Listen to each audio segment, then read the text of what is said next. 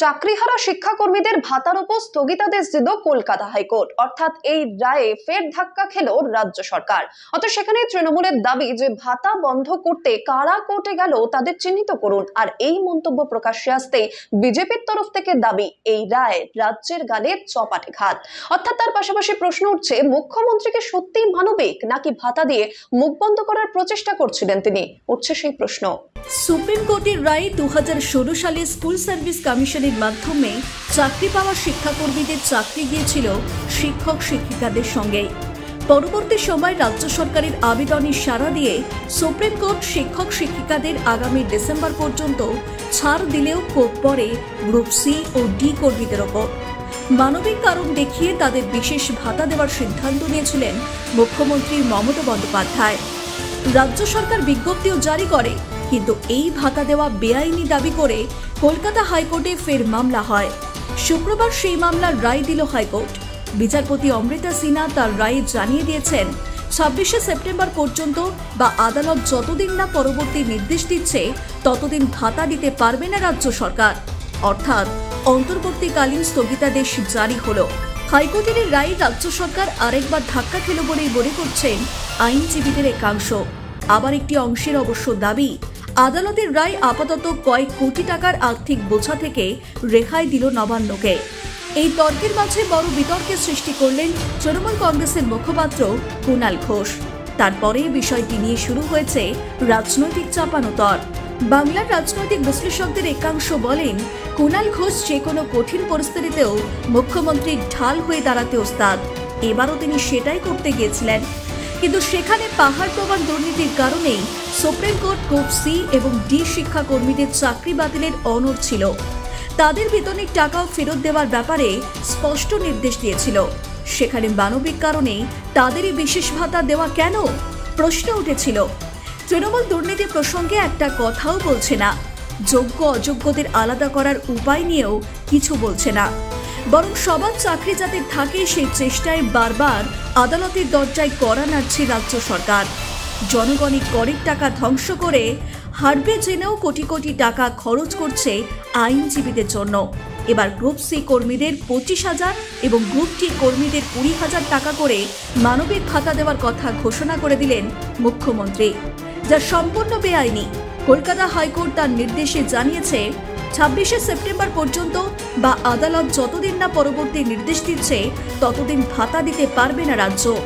আদালত জানিয়েছে 4 সপ্তাহের মধ্যে রাজ্যকে হলফনামা জমা দিতে হবে। তার 15 দিনের মধ্যে পাল্টা হলফনামা দেবেন মামলাকারীরা। যে গ্রুপ সি এবং গ্রুপ ডি কর্মচারীদের যে ভাতা ইন্টারিম রিলিফ হিসেবে দিতে চেয়েছিলেন সেটি অন্তর্বর্তীকালীন স্থগিতাদেশ দিয়েছেন এবং 26শে সেপ্টেম্বর পর্যন্ত সেই স্থগিতাদেশ দিয়েছেন। ইন দ্য মিনওয়াইল রাজ্য সরকারকে 4 সপ্তাহের মধ্যে এভিডেভিট দেবেন তারা, এভিডেভিটের অপোজিশনের আকারে। আমরা তার উত্তরে এভিডেভিট রিপ্লাই দেবো 2 সপ্তাহের পরে, 2 সপ্তাহের মধ্যে, এবং তারপরে ম্যাটারটি লিবার্টি টু মেনশন করেছেন, অর্থাৎ তারপরে ম্যাটারটি আসবে। অর্থাৎ যে রাজ্য সরকার যে ঘোষণা করেছিল গ্রুপ সি এবং গ্রুপ ডি এমপ্লয়িদের ইন্টারিম রিলিফ হিসেবে যে ভাতা দেবেন মাসে 20,000 এবং 25,000 আকারে, সেটির অন্তর্বর্তীকালীন স্থগিতাদেশ দিয়েছেন মহামান্য বিচারপতি অমৃতা সিনহা। আদালত উভয় পক্ষের কথা শুনে আজকে রায় প্রদান করেছেন, আজকে নির্দেশ দিয়েছেন যে অন্তর্বর্তীকালীন স্থগিতাদেশ থাকবে 26 তারিখ পর্যন্ত, 26শে সেপ্টেম্বর পর্যন্ত।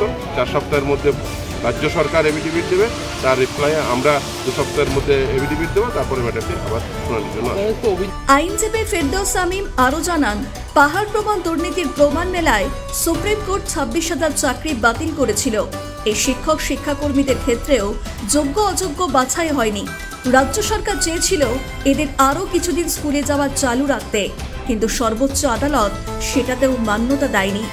তাই ভাতার বিষয়টি কার্যত আইন সিদ্ধ হতে পারে না।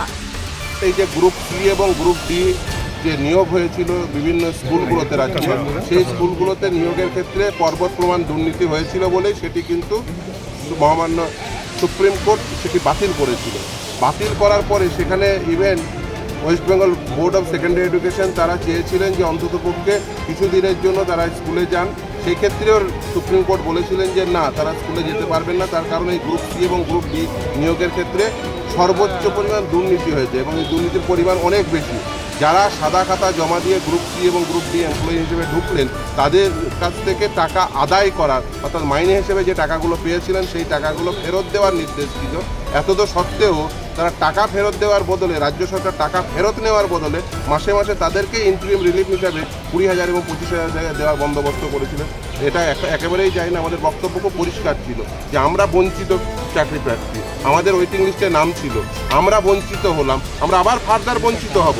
যদি ভাতা দিতেই হয় তাহলে 31 লক্ষ ক্যান্ডিডেটকে কেন নয়, ভাতা দিলে প্রত্যেককে দাও, না হলে ওই সাদা খাতার যে জমা দিয়ে যারা শিক্ষকতা পেল বা শিক্ষাকর্মী হলো, এক্ষেত্রে ডিসিশনটা ছিল শিক্ষাকর্মীদের জন্য, সাদা খাতা জমা দিয়ে যারা group C group D employee হলো তাদেরকে কেন টাকা দেওয়া হবে? আদালত যাই বলুক, তৃণমূলের মুখপাত্র কুণাল ঘোষ বলে দিয়েছেন মানবিক মুখ্যমন্ত্রী চাকরিহারাদের সমস্যার কথা ভেবেই ভাতা দেওয়ার সিদ্ধান্ত নিয়েছিলেন। সেটা নিয়েও আপত্তি করে আদালতে যাওয়া হলো। আরও এক ধাপ এগিয়ে তার নির্দেশ, সরকারের মানবিক সিদ্ধান্ত আটকাতেও কারা কোর্টে গেলেন তাদের চিহ্নিত করুন। গ্রুপ সি গ্রুপ ডি যারা আচমকা চাকরি হারিয়ে পরিবারগুলো পথে বসেছিল, তাদের আর্থিক সুরক্ষা দিতে অন্তর্বর্তীকালীন একটা ভাতা, একটা রিলিফের ব্যবস্থা করেছিলেন মুখ্যমন্ত্রী। সেটা নিয়েও আপত্তি করা হলো এবং আজ কলকাতা হাইকোর্টের মাননীয় বিচারপতি অমৃতা সিনহা তার উপরেও অন্তর্বর্তী স্থগিতাদেশ জারি করলেন। অর্থাৎ মানবিক মুখ্যমন্ত্রী গ্রুপ সি গ্রুপ ডি যারা সদ্য সুপ্রিম কোর্টের রায়ে চাকরি হারা, তাদের সংসার যাতে চলে সেই কারণে মানবিক দিক থেকে একটা অন্তর্বর্তীকালীন রিলিফ দিচ্ছিলেন। সেটা আটকাতো কারা কোর্টে গেল, কারা কোর্টে গেছে, এদের দেখুন, এদের চিহ্নিত করুন। এবং কোর্টকে তো আবার কিছু বলা যাবে না, আমরা তো এমনিতে কোর্টকে শ্রদ্ধা করি, বিচার ব্যবস্থাকে শ্রদ্ধা করি, বিচারপতিদের শ্রদ্ধা করি, কিন্তু দেখুন কারা কোর্টে যায় আর কি অর্ডার নিয়ে বেরোয়। কলকাতা হাইকোর্ট শিক্ষাকর্মীদের ভাতা দেওয়ায় অন্তর্বর্তী স্থগিতাদেশ দেওয়ায় বিজেপির বক্তব্য, হাইকোর্টের এই রায় দুর্নীতিগ্রস্ত রাজ্যের গালে সপাটে চড়। বিরোধী দলনেতা শুভেন্দু অধিকারী বলেন, একটা সময় চিটফান্ড কাণ্ডে বন্ধ হয়ে যাওয়া চ্যানেলের কর্মীদের রিলিফ ফান্ড থেকে কখনো 10,000, 20,000 করে ভাতা দিয়েছিলেন, যা চূড়ান্ত অপরাধ। এভাবে টাকা দেওয়া যায় না। শুভেন্দু আরও বলেন, কোর্ট আজ যে রায় দিয়েছে সেই রায় মমতা বন্দ্যোপাধ্যায় মানবেন কিনা সন্দেহ রয়েছে, কারণ ওবিসি রিজার্ভেশন দিয়ে যে অর্ডার কোর্ট দিয়েছে তারপরও শিক্ষা দপ্তরের ভর্তির ওয়েবসাইটে দেখাবেন অ্যাডমিশনের কাজ চলছে। উনি একটা সময় তারা বাংলা চ্যানেলকেও, যেটা চিটফান্ড উঠে যাওয়ার পরে বন্ধ হয়ে গেছিল, মুখ্যমন্ত্রী রিলিফ ফান্ড থেকে এইভাবে কখনো 10,000, 20,000, 25,000 বহু জায়গায় দিয়েছেন। এখনও দুটো একটা জায়গা এমন আছে আমি জানি উনি দিতে থাকেন। এটা কমপ্লিটলি অর্থনৈতিকভাবে অপরাধ, এটা ফিনান্সিয়াল ইনডিসিপ্লিন এবং ট্যাক্স পেয়ারের money, Reserve Bank of India থেকে ধার করা টাকা, স্টেট গভর্নমেন্টের বন্ড বিক্রি করা টাকা এইভাবে দেওয়া যায় না। তাই কোর্টের যে সাময়িক অর্ডার, ইন্টারিম স্টে, আমি বিরোধী দলনেতা হিসাবে একে ওয়েলকাম করছি।